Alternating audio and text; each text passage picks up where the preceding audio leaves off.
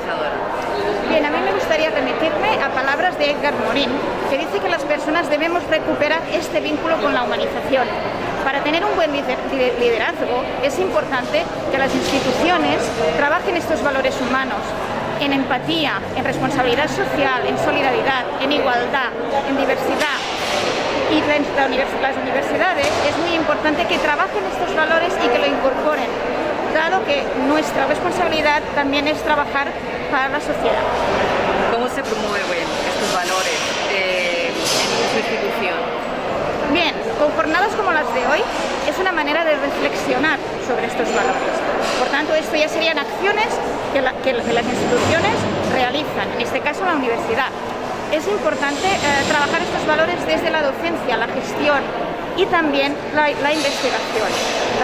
Por ejemplo, ser docente es importante, está claro, reflejar la materia que uno tiene que enseñar, pero también es muy importante que en el aula se adquieran estas competencias y metodologías para instaurar la autocrítica, la reflexión, el pensamiento crítico, la diversidad, la igualdad, así como otras situaciones que nos hacen más humanos.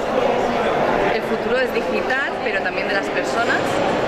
¿Cuáles son los retos de las instituciones para los próximos años?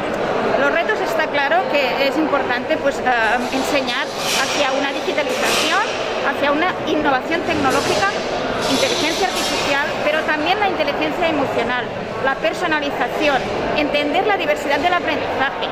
Además, es importante que las innovaciones tecnológicas se centren en la persona y no